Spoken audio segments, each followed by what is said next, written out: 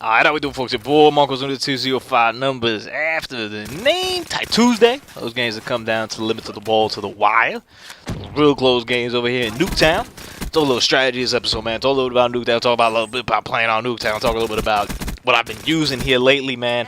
I kind of hit a rut over here with the last update, like the last major patch in terms of gunplay. And I wasn't doing too well. I've been using the Kuda for an extended, long extended period of time, and at the point where I was just like, I'm not feeling it. Like I lost.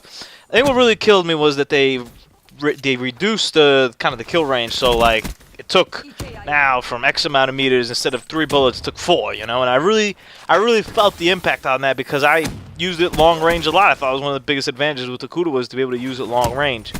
So I went out searching for my next gun. I'm like, well, I gotta get another gun. You know, I got some assault rifles I use for some classes and some maps. The Man of War. In particular, yeah, pretty much use the Man of War. And I think I have a couple other ones that I touch every once in a while. But the Man of War is normally my go-to in terms of that. The KN is also pretty good as well. That's probably the other one I have still set up on a class somewhere. But I was looking for a submachine gun. I needed a submachine gun, especially for maps like this. And I remember, and I had this kind of in my back pocket the whole time, right? This whole Black Ops 3 experience. I was like, you know what, man? I really did good with the Pharo. I got, I think, two nukes this game. Yeah, 2 nukes this game, and the first one came off the Pharo with no perks. I was like, you know, I was like trying to get a gold or whatever. And that's how it happened. And ever since then, I kind of had it in my back pocket. I was like, one day I might come back to the Pharo. Let's see what's up with it. Let me give you the exact verbiage here of how I feel about the Pharo. It damn sure ain't the best submachine gun, right? You know, the VMP has some better features. The Vespa has some better features to it. Like it gets beat on pretty much, I think, everything by another gun at some point. But it seems to be a very well-rounded gun, and for my purposes, for the way that I play, which is a little bit more long range than most submachine guns, I do the trick, man. Like this thing puts out some bullets. Having said that, I still run into the issue sometimes where I will put a whole, you know, because it's a burst fire weapon, so a whole burst. I think it's a 4 burst fire. Or at least I'll feel like I do. You know, here's the thing with it. In reality, when you don't kill somebody with a burst, it's because you didn't put the whole burst in. You thought you did. It sure looked like it did. It sure sounded like you did, but you didn't. And that's just the unfortunate realities of playing a game online, right? You know, maybe it lagged out. Maybe you saw something that wasn't exactly there. Maybe the person moved while you were shooting them, you know, and the last bullet didn't get him. That kind of stuff happens. And at that point, you feel a little bit silly because you're left a little bit naked over here. What I've been seeing is people who use the Pharo, they oftentimes put rapid fire on it. That's something I got to adjust over here. I haven't really played around too much with the attachments on it. I kind of kept it with the suppressor because I do like the suppressor. I need the red dot on, or at least I feel like I need the red dot in terms of, for me and aiming. I'm not really the greatest at aiming over here, so the red dot really helps me out and facilitates that. Which ultimately is something you might want to begin with. I know my brother Captain, man, he started many years ago with just drop the red dot entirely. And I'm not 100% for that, but I'm also not really getting, like, I think ultimately that's the right call. Like, you just don't have a red dot, so you don't need that, so you got an open slot. And the sooner you get used to that, the better you'll be. Right? He never uses it, he never touches it, he never puts it on a gun, so he gets that extra slot for something else.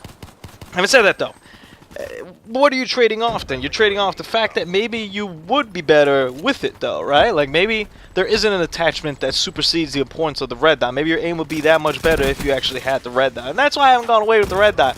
Although I could substitute the red dot for rapid fire, and that might be the smartest thing to do with this gun, you gotta have to judge who you are as a person and what your strengths are, what your weaknesses are, especially your weaknesses. You know, you want to play to your strengths, but our strengths are kind of all the same in Call of Duty. You know, you either find a couple streaks that you like, you find the gameplay style that you like, whether you're pushing up, whether you camp, whatever you're doing, and that's kind of it. The weaknesses is really where you're trying to put the most work in.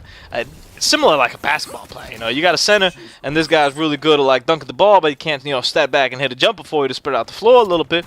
And maybe you want to take off and work on that. Now, if you're Dwight Howard and you work on it all off season, you probably don't want to do that. Then that's not the best idea. I don't want to see Dwight Howard taking shots from like outside the paint, man. It's not cool. I digress. We'll save that for a 2K podcast. 2K17, by the way, been playing it. Pretty dope. Pretty good game. Never questioned that it wasn't a good game, but I hadn't played one in 7 years. Actually, like, I've played, like, off and on, you know, with a friend or something, but I actually have no one. Pretty good experience. Footage of that coming up here. I've managed, I'll throw up some videos as soon as we get closer over here to basketball season. We're getting training camps rolling over here now, though. Woo! Basketball right around the corner, man. I digress. On the basketball front, if I haven't lost everybody watching this video. Because for some reason, man, sports fans and video games don't really, like, mesh to, like, 100% well. So sometimes they do, sometimes they don't, though. I kind of have, that's why I said they don't, but I have, like, a good group of people that are, like, really big sports fans, but anytime you mention, like, a video game to them, they just scoff and, like, feel, like, offended. And I'm like, alright, bro, like, it's 2K. Like, you like basketball? Yeah. Alright, do you like virtual bat? No. Okay. Teach their own. But the weaknesses is kind of what you have to adapt to it. I know my weaknesses, you know. I'm not the best at wall running. I'm really not that good at shooting people while they're like moving like up in the sky like that. That's definitely a no-no. I learned that. I didn't even have to learn that. When I first saw what Halo was, I was like, you know what, man, that's a really good game. Probably, like, I'm sure it works. You know, it's getting a lot of praise. I'm not that good at it, you know. GoldenEye, though, you know, we're all on the same playing field. I'm MVP of the world. But Halo, I was like, nah, it's not good. And eventually, once Halo kind of crossed into my Call of Duty sphere, I'm like, alright, well, I still want to be playing this because it's got some good, you know, gunplay. But, like, damn, like, there that goes. And ultimately, although I have put up, in, you know, check out the Wasteland Wednesday, I put up some monster games in Black Ops 3. I was a lot better at Black Ops 2. And I was a lot better at Black Ops 1, honestly, too. You know, I think the older I get, the worse I kind of get. But I was better at Black Ops 1 than I was at World at War, which, by the way, got put backwards compatible last week. Very excited for that. I downloaded it. I haven't had a chance to play it over here. Maybe get some footage off of that, man. Maybe play some Whoa! One of my favorite modes, man. Still love that thing. Anyway, knowing your weaknesses is what we're over here talking about. So my weaknesses, not really that great with movement. My aim isn't really that great. It's solid. It's alright. I think if I had to compare it, I might be like barely, slightly above average, barely. So I kind of want to stay away with that, and that's why the red dot to me means so much, because it helps me correct a lot of that aim.